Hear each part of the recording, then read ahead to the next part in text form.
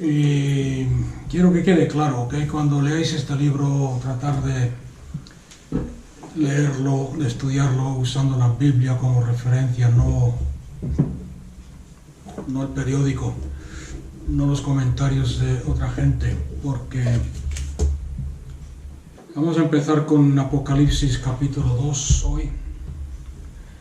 El versículo 1 es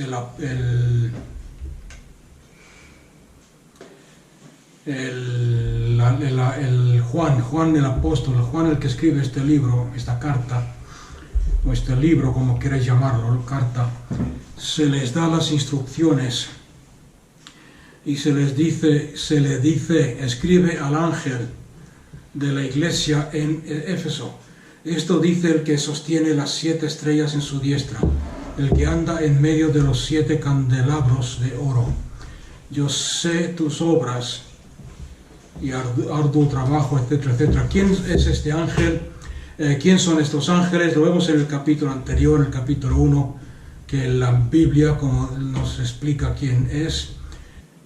Juan, es que solamente con el capítulo 1 tenemos para 2 semanas de estudio, pero no quiero hacerlo en mucho detalle. Visión, aquí en el capítulo 9, versículo 9 en adelante. Yo, Juan, vuestro hermano, partícipe con vosotros en la tribulación.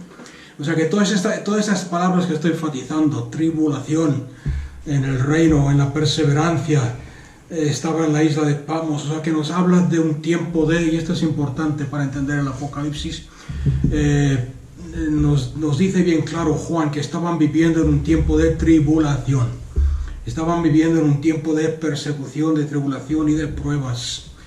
Estando en el espíritu en ese día, oí detrás de mí una gran voz como de trompeta que me dijo, escribe lo que ves en un rollo, envíalo a las 7 iglesias. Y nos menciona las 7 iglesias. Estas 7 iglesias están localizadas, como vamos a ver en un momento, en Asia. ¿Okay? Cuando hablo de Asia no me estoy refiriendo al Asia moderna de China, Japón y todo eso, sino al Asia Turquía, ¿okay? Para que me entendáis mejor. Turquía,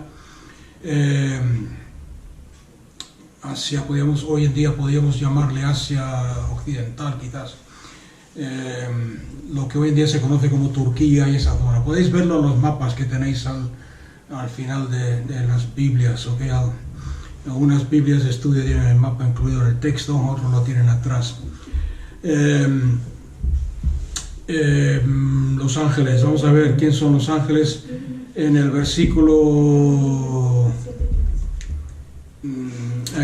20. El misterio de las 7 estrellas que viste en mi diestra. O sea que en su diestra, en su mano derecha, tuvo una visión del Hijo de Dios, de Jesucristo resucitado y glorificado. En su mano derecha tenía 7 estrellas y los 7 candelabros que vio Jesús caminando entre los 7 candelabros. Y nos explica, las 7 estrellas son los ángeles de las 7 iglesias y los 7 candelabros son las 7 iglesias. O sea, aquí tenemos bien claro que los candelabros sí son símbolos o tipos de las 7 iglesias. ¿Qué es un candelabro? Y no me quiero, como he dicho antes, podríamos estar 2 semanas solamente con el primer capítulo, pero quiero hacer un repaso más bien rápido. Porque, ¿qué significa candelabro? Candelabro, como hemos visto en otras ocasiones, son los que dan luz. Jesús le dijo a los creyentes, vosotros sois la luz del mundo, en medio de las tinieblas, cuando más oscuro. Isaías 61, Isaías 60, 61, la densa oscuridad cubrirá la tierra, más vosotros, más los pueblos y los reyes de la tierra vendrán a la luz de vuestra gloria. Por tanto, despertaos, porque sois la luz del mundo. ¿Okay? Cosas así. Y las 7 estrellas, a los ángeles de las 7 iglesias. Esta palabra ángel no está hablando de un ser con alas y un arpa debajo del brazo, o un arco con flechas, depende del ángel que tengáis ahora mismo en la mente, sino que está hablando de mensajeros. La palabra ángel quiere decir ángelos, que es la palabra griega ángelos, que quiere decir literalmente un enviado especial. quiere decir mensajero, un mensajero con un mensaje específico.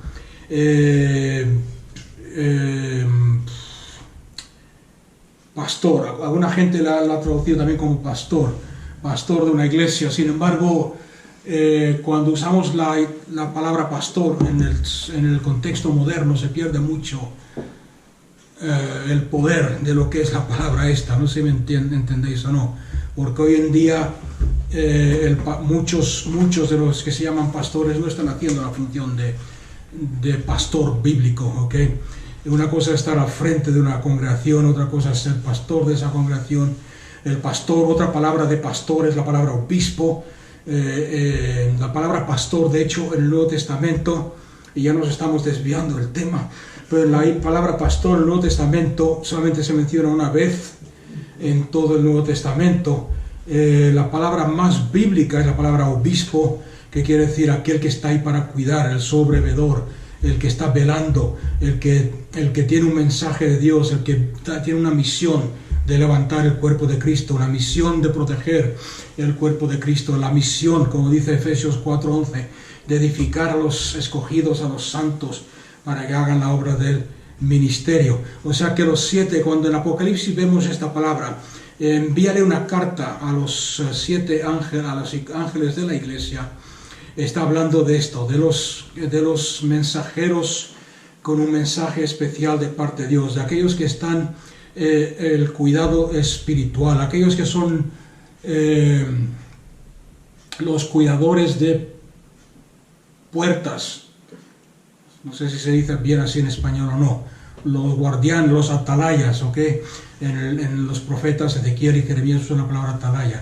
Los que están vigilando, los que están guardando las puertas, los que cuidan lo que entra y lo que sale. Escribe a estos, cada iglesia tiene uno de estos, y no estoy hablando aquí de la iglesia, como digo siempre que hablo de iglesia, la iglesia localizada como una organización, sino que la iglesia orgánica, la iglesia de Cristo Jesús, representada, como hemos visto aquí en Éfeso, representada en Esmirna, representada en Esmirna, representada en Pérgamo, en Antioquía, etcétera, etcétera, ¿ok? Entonces, le está hablando a las 7 iglesias en un tiempo. He dicho antes, fijarse en las palabras que estoy enfatizando, tu tribulación, siervo con siervo vuestro en la tribulación. Después de la muerte y resurrección de Cristo Jesús, Cristo Jesús murió. Cuando Cristo Jesús se hizo hombre, como sabéis todos, porque habréis leído los evangelios, todas las fuerzas del mal se volcaron contra él para destruirle. Un ejemplo, para no ir muy lejos, para no meternos en las profecías del antiguo pacto, pero un ejemplo claro es cuando nació los magos del oriente, okay, magos, no reyes, magos, hombres sabios del oriente, astrólogos, los que estudian las estrellas, okay, no los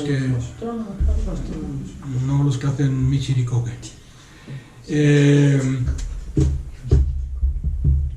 Vieron, estudiando las estrellas y los tiempos, fijar. Es que es muy fácil a mí ligarme en todo esto. Acordarse que en el Génesis Dios puso las estrellas, el sol y la luna en el cielo para marcar los tiempos, señales, etcétera, etcétera. Estudiando eso, fue creado por Dios, se dieron cuenta de que iba a haber un evento poderoso que iba a cambiar el destino de la humanidad y del mundo, de que iban a hacer un rey. Vinieron a Jerusalén buscando al rey. Okay, eso es importante para entender la persecución y el por qué fue escrito Apocalipsis. O sea que aunque no quiera meterme en estos detalles, tengo que hacerlo para que lo entendáis bien. Un rey, vinieron buscando un rey, pensando ellos que era un rey humano, fueron a visitar al rey que estaba, al gobernante que estaba en el poder en ese tiempo, preguntándole, ¿dónde está el rey nuevo, el rey que ha de reinar sobre esta nación? Hemos visto su estrella en el cielo, tal. Desde ese momento en adelante las fuerzas del mal se empeñaron en destruir a Cristo Jesús. No sabían quién era, sabían que había nacido, sabían que se había hecho carne, sabían que estaba aquí en la tierra, pero no lo conocían porque no lo habían visto aún. Entonces, ¿qué hizo el gobernante de ese tiempo, Herodes? Hizo matar a todos los niños de 2 años para abajo, con la intención de matar al rey, al nuevo rey. ¿Ok? Y así, después cuando Jesús se hace mayor, se bautiza en el río Jordán, y el Espíritu lo lleva al desierto a ser probado. Satanás una vez más lo tienta, ataque, veréis los ataques de las fuerzas del mal, de los gobernantes y las potestades contra Cristo Jesús, tratando de destruir su visión, de destruir su reputación, destruir su poder, tratando de hacerlo caer en la tentación, negando su identidad, negando su señorío, negando la adoración que solamente se le puede dar a Cristo Jesús. De hecho, es otro subtema.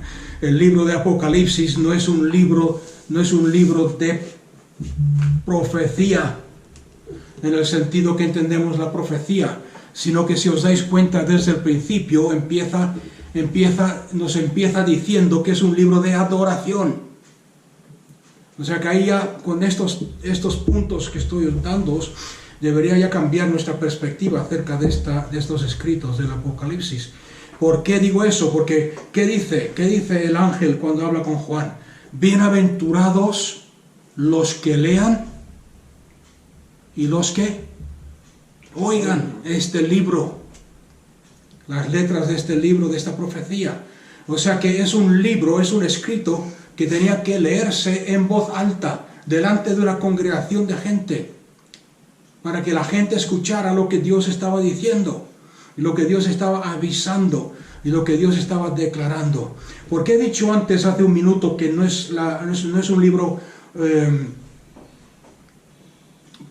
de profecía, porque nosotros muchas veces entendemos la profecía como algo, a ver cómo me explico. Cuando hablamos de profecía, normalmente la entendemos con nuestra mente limitada, algo que va a suceder en el futuro, ¿no?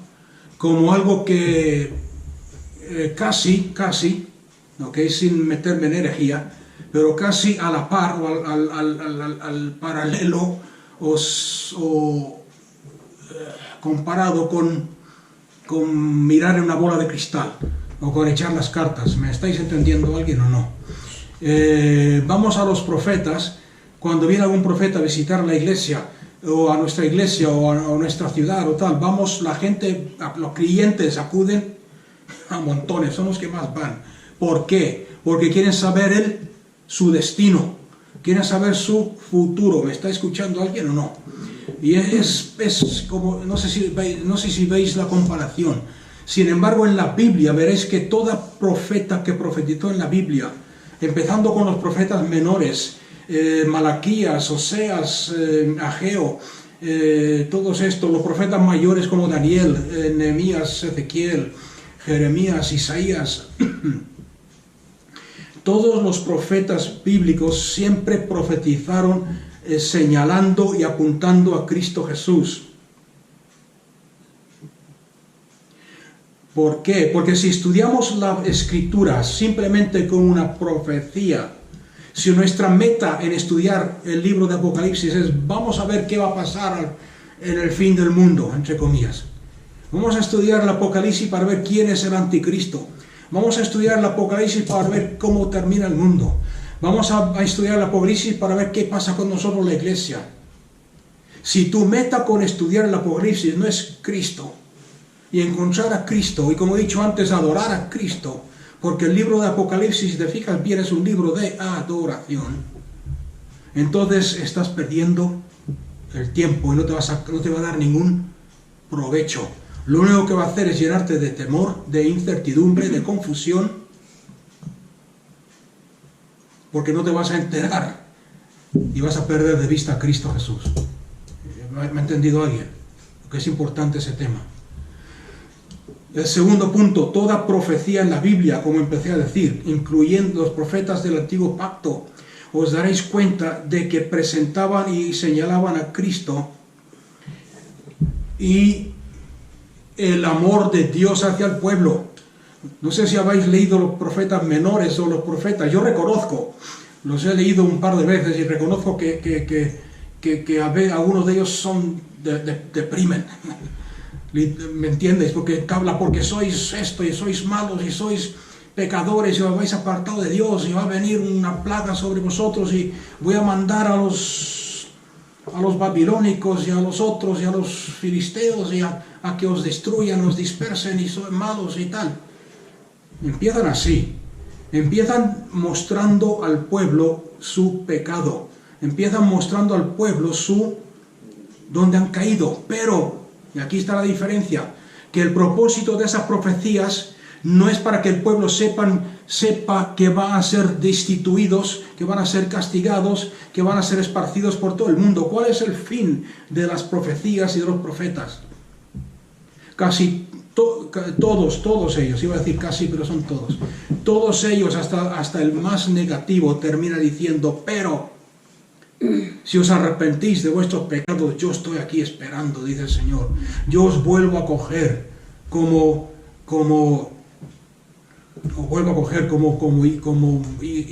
mi tesoro.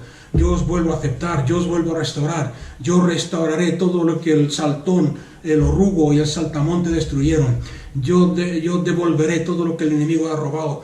Tal, ¿me está entendiendo alguien lo que estoy diciendo? Todos.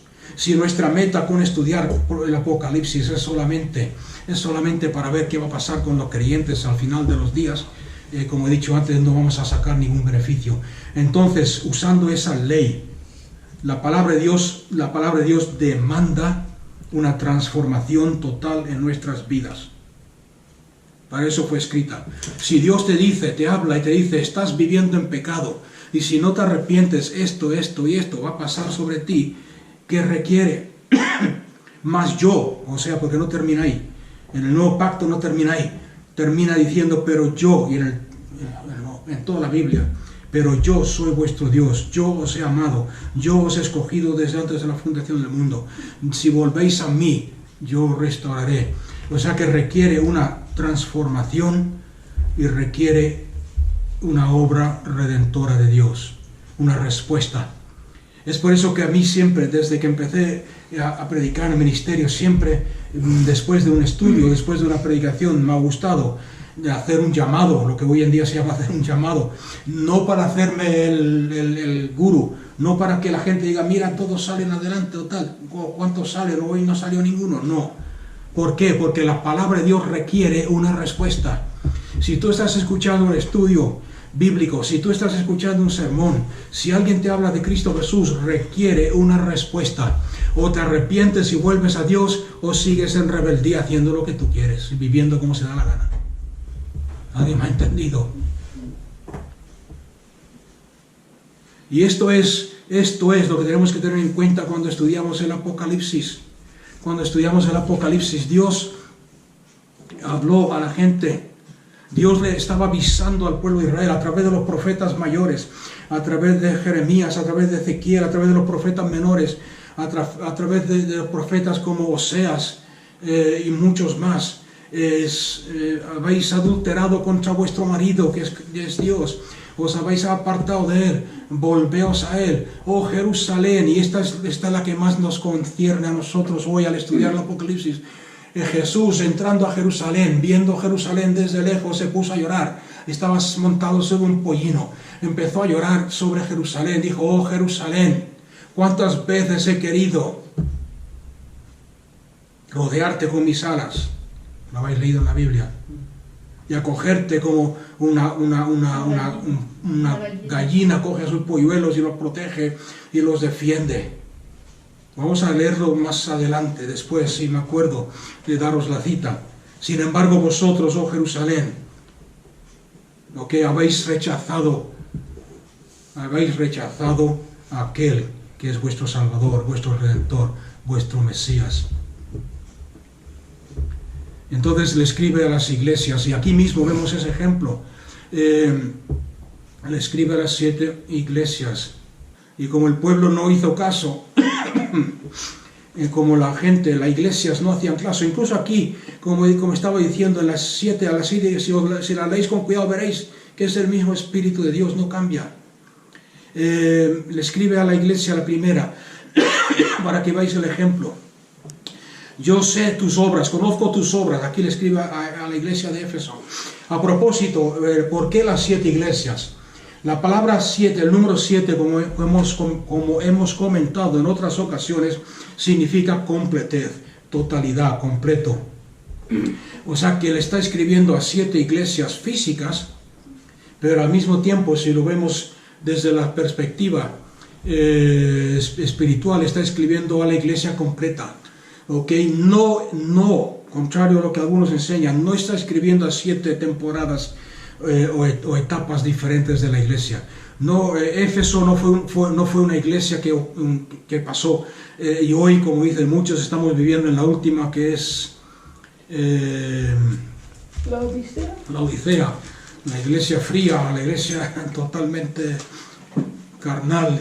Yo no creo en eso, no creo que eso es lo que la Biblia nos está enseñando. Lo que sí nos está enseñando es que nos está hablando de 7, que quiere decir completo, la iglesia completa, 7 actitudes, 7 estados de la iglesia, no 7 épocas, sino que dentro de la época siempre, la Biblia dice bien claro, Dios siempre ha tenido su remanente. La iglesia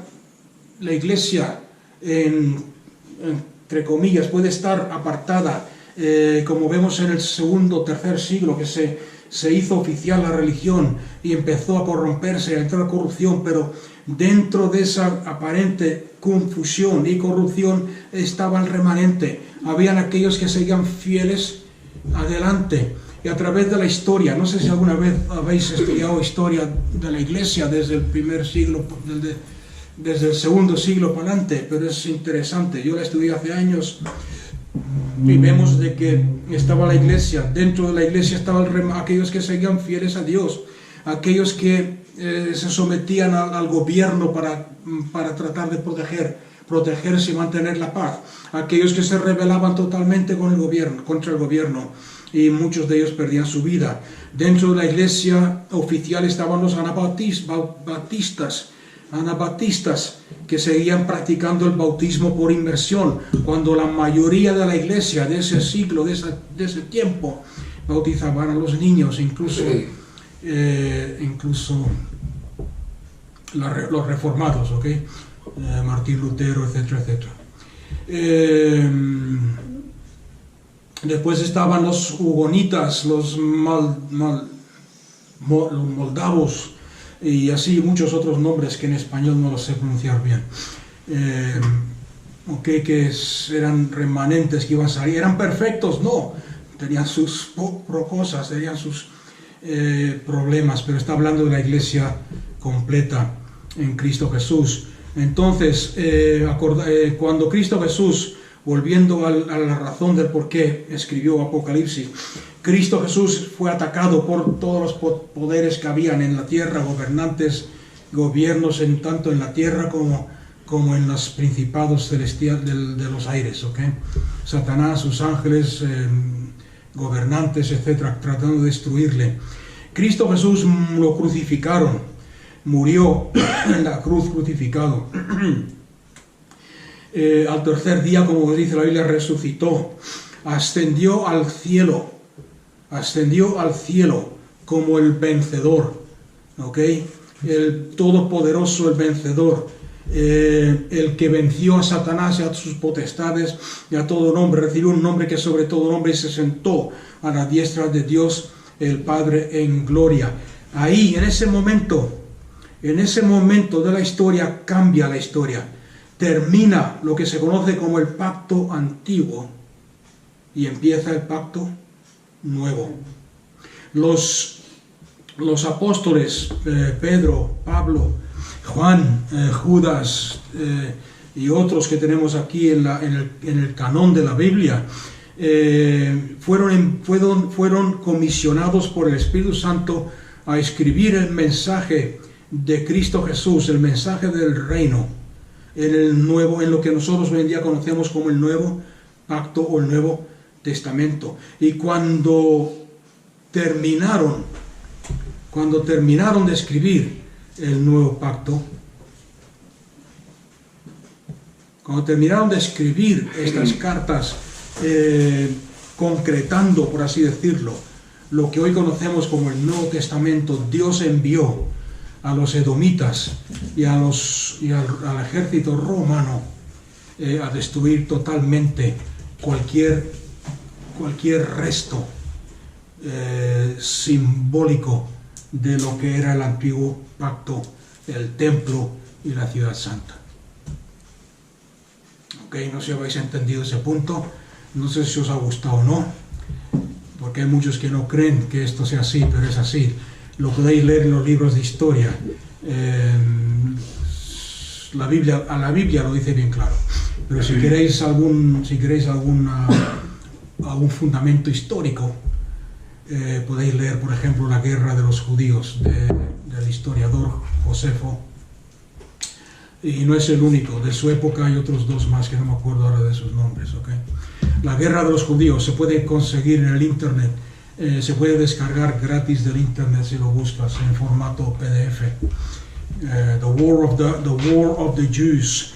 Lo que no sé es si está en español o no. ¿Okay? Yo lo he leído en inglés. No sé si está en español, traducido al español o no.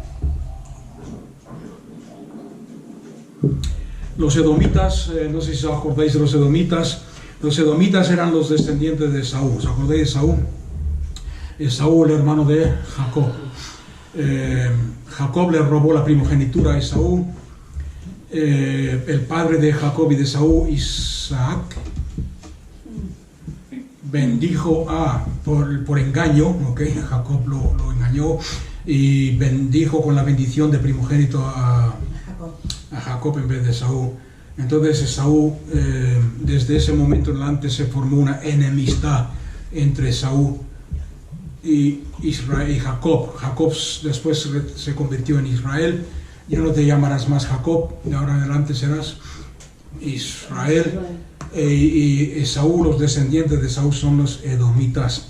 Había un odio entre esos dos pueblos de siempre, ¿ok? Por ejemplo,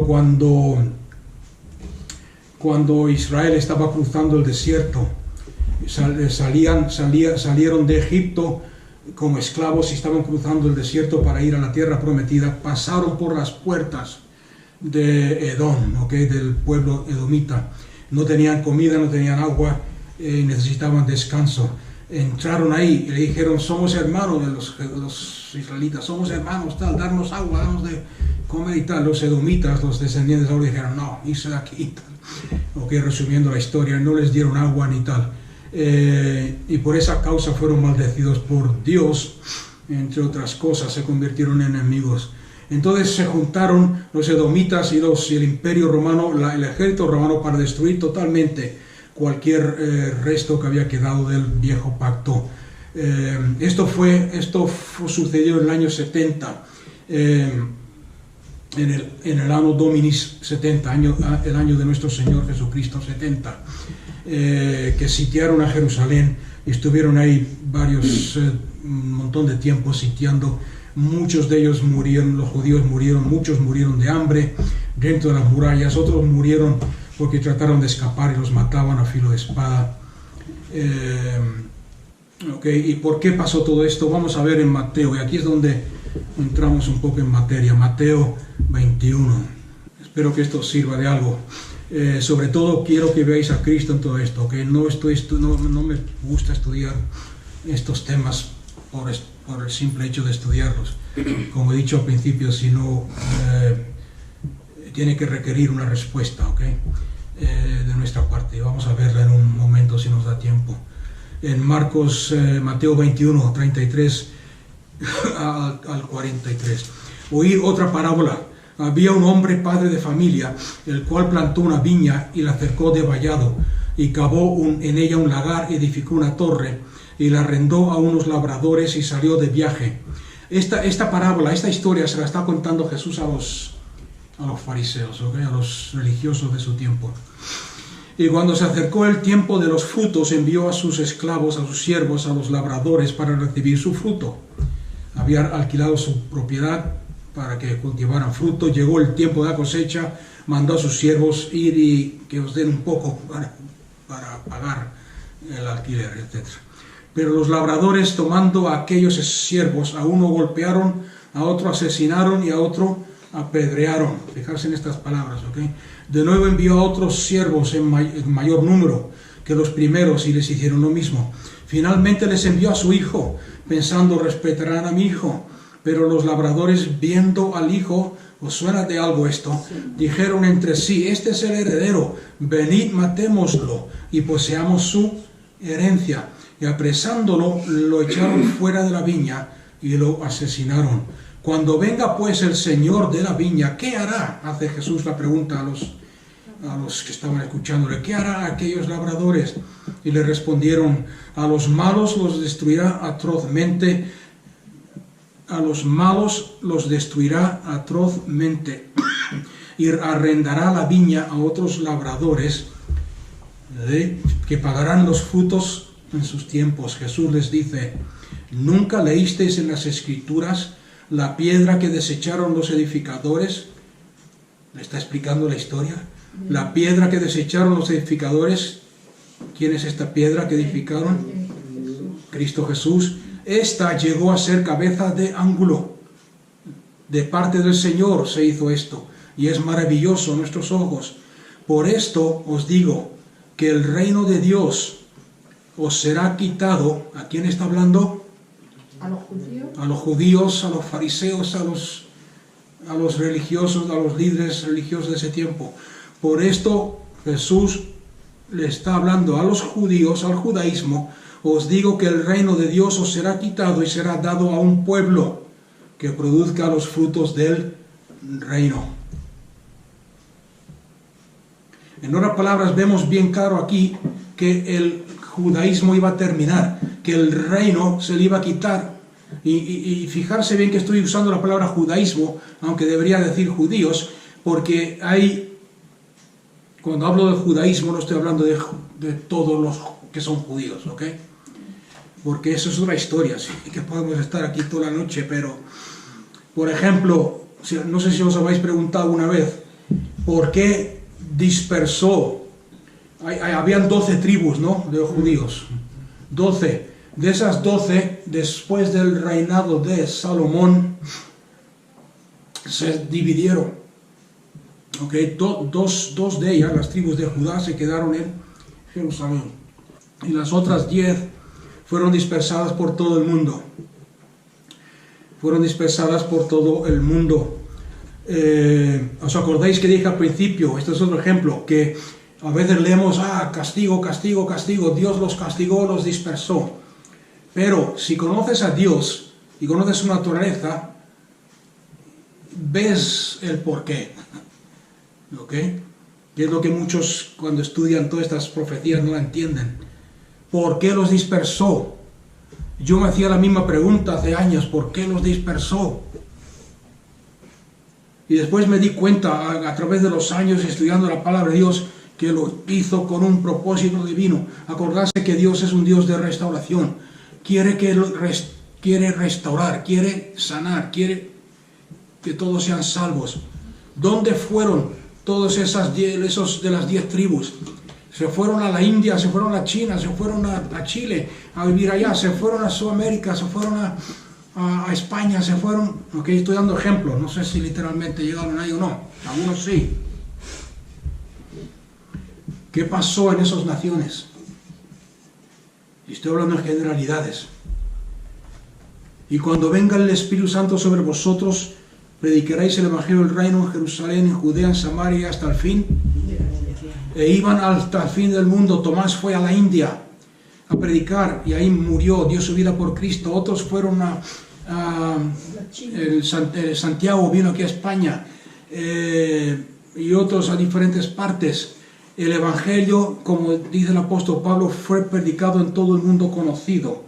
Esas 10 tribus que fueron esparcidas por Dios, por su rebelión contra Dios.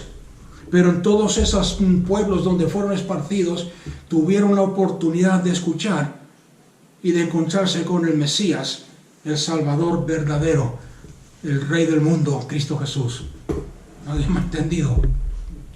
En 1 Tesalonicenses capítulo 2, 16. Vamos a leer el contexto para que entendáis lo que está pasando aquí, que tiene mucho que ver con el porqué del Apocalipsis.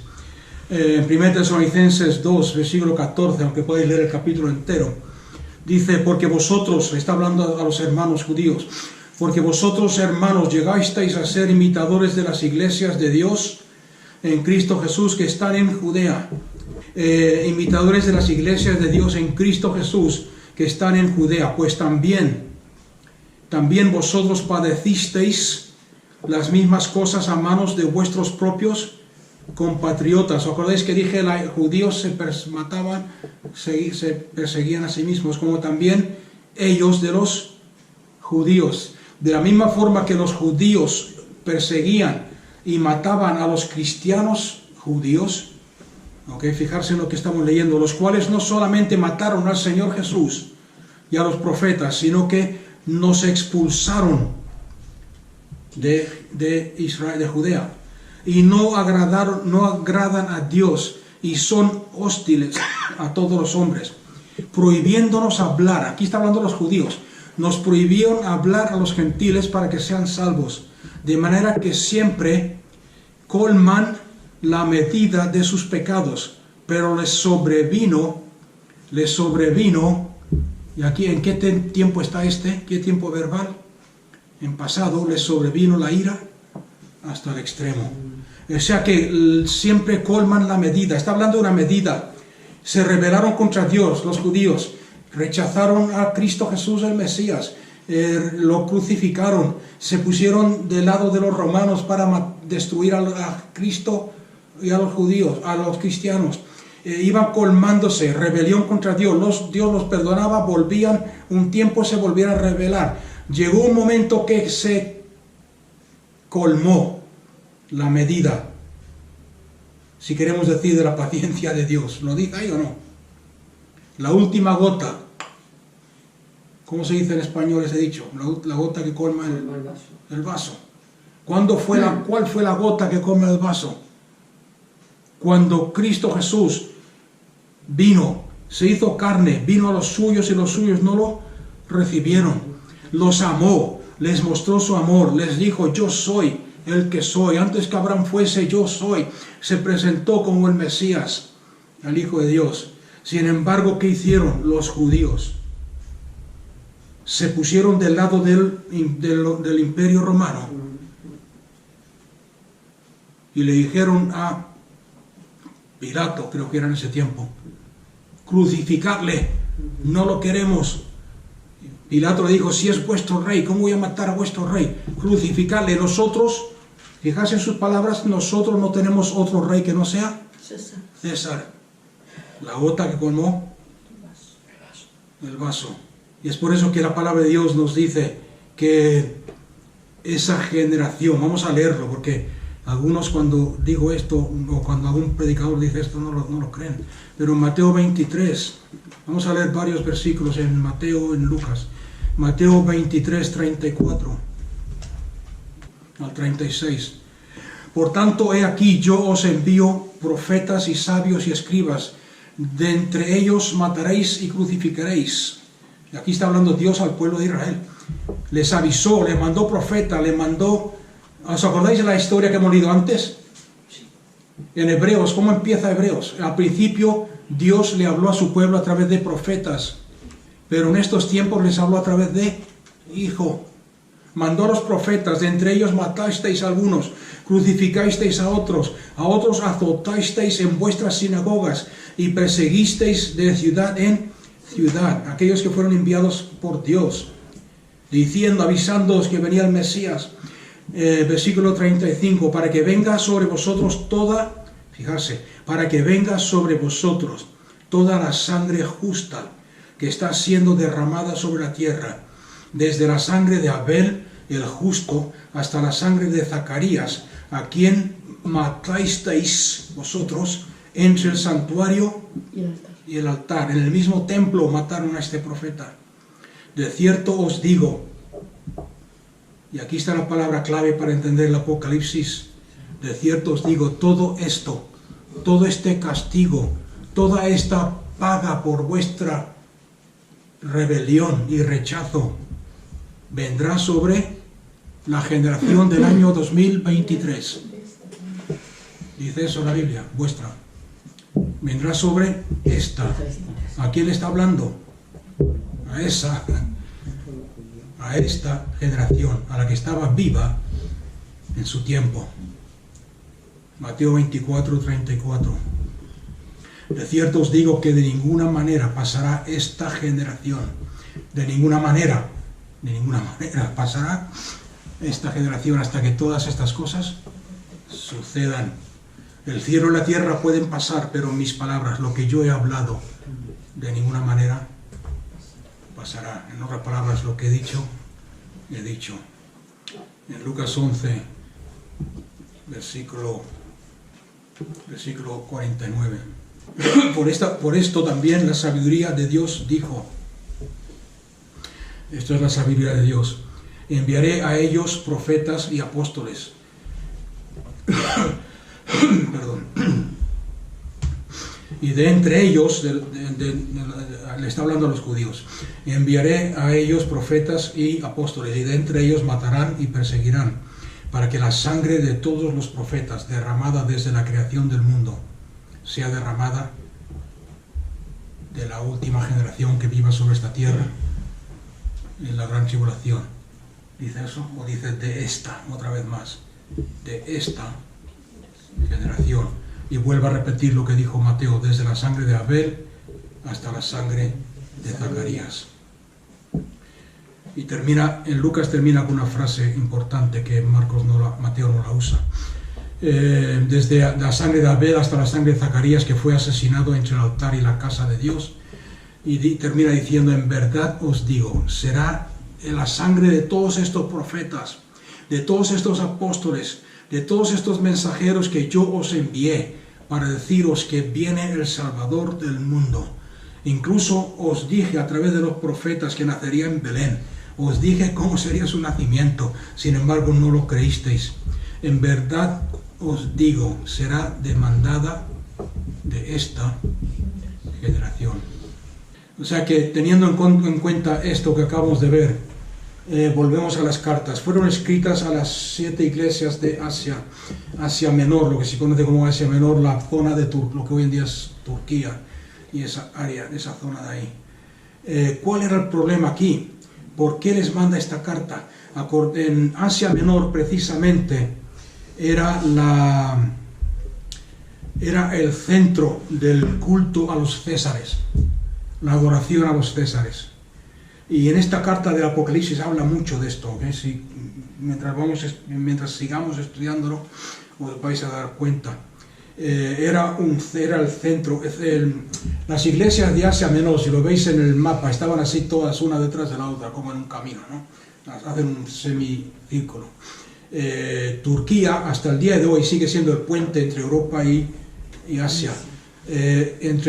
Antiguamente era el puente entre el Imperio Romano y el resto del mundo. La ruta del comercio pasaban por ahí. Éfeso era un lugar muy rico de plata, especies. Esmirna, Pérgamo eran lugares de mucho dinero. ¿Por qué? Porque habían ahí, era una ruta de mercancía. Venían los mercaderes de Asia, de India, China, a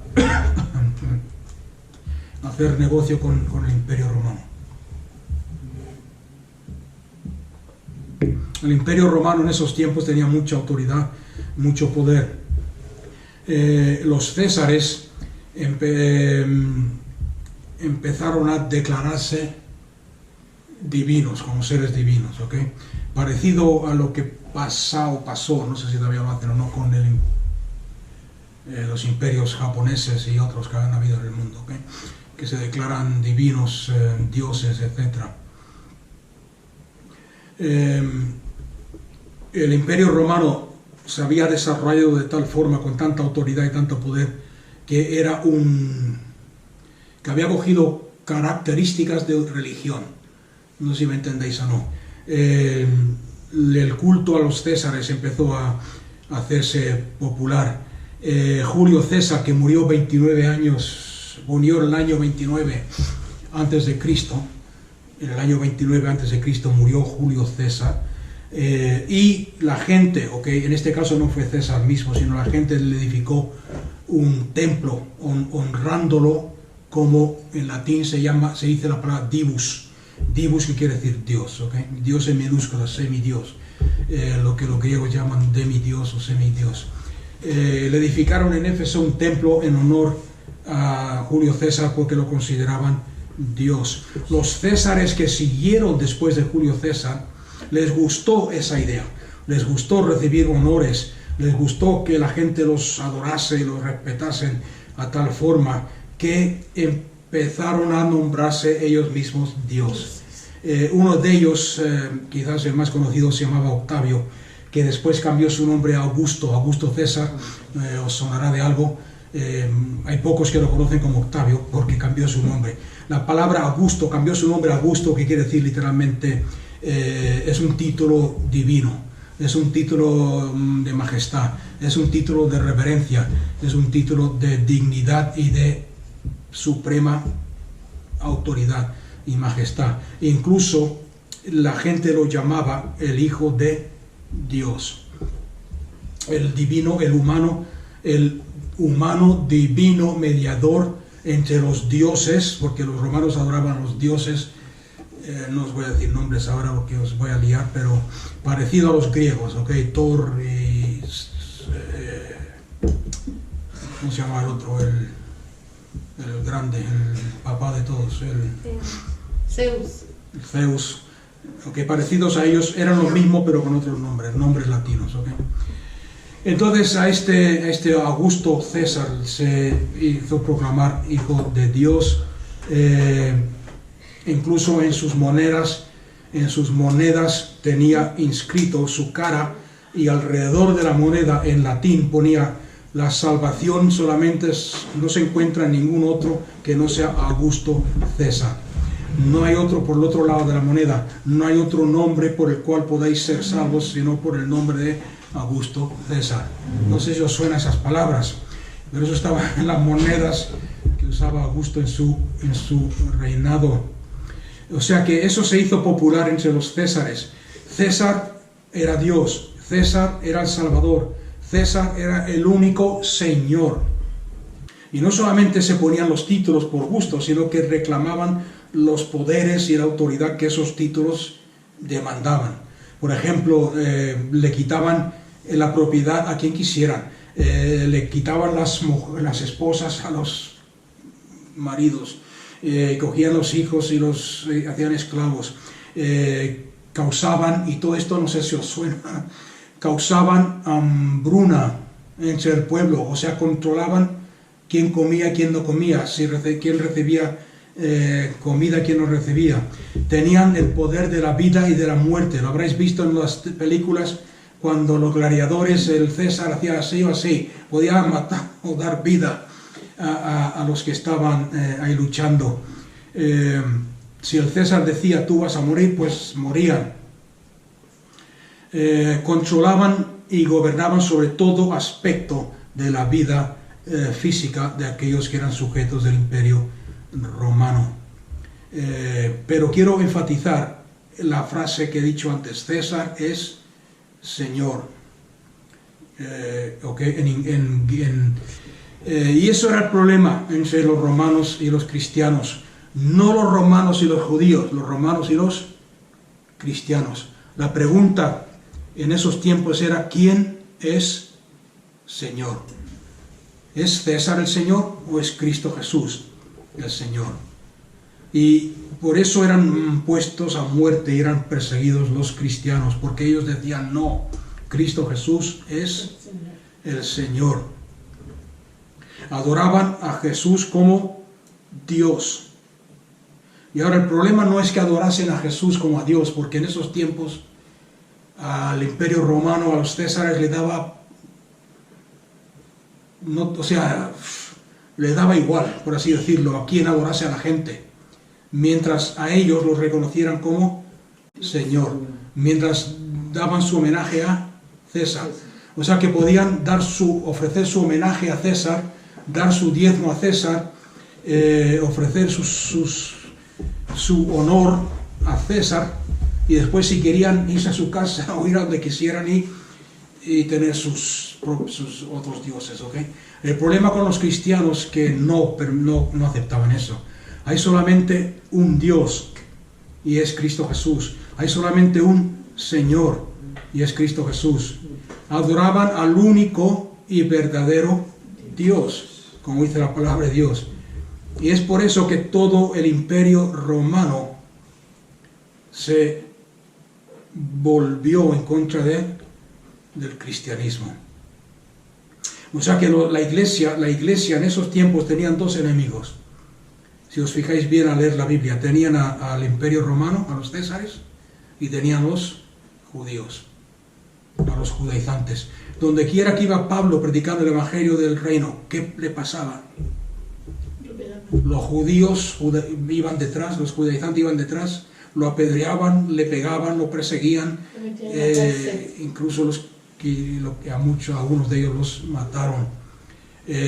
Volvían el pueblo, los volvía en contra de los apóstoles. O sea que en todo este ambiente la iglesia estaba siendo perseguida. Juan en Juan 3:16, y no vamos a leer estos versículos porque ya se nos acabó el tiempo, ¿okay?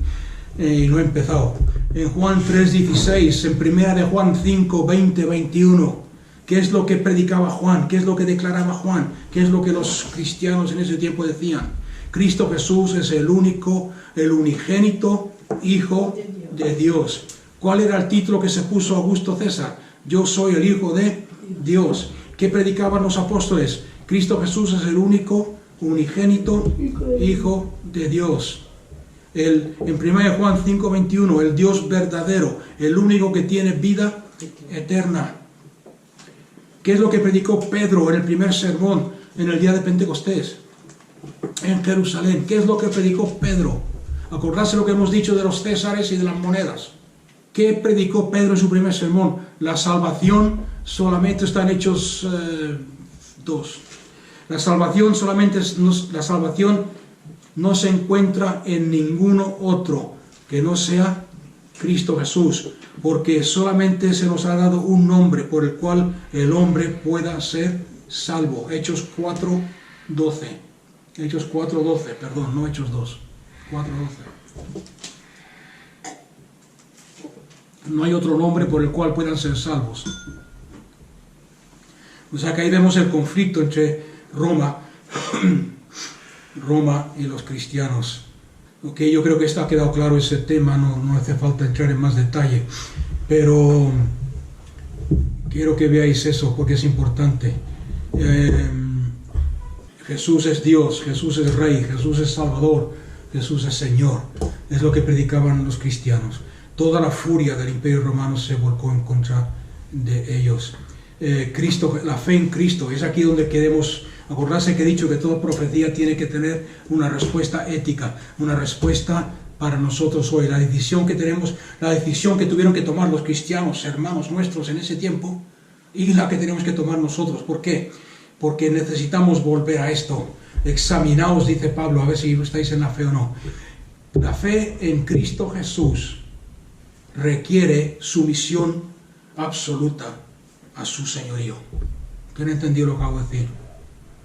La fe en Cristo Jesús requiere sumisión absoluta a su señorío.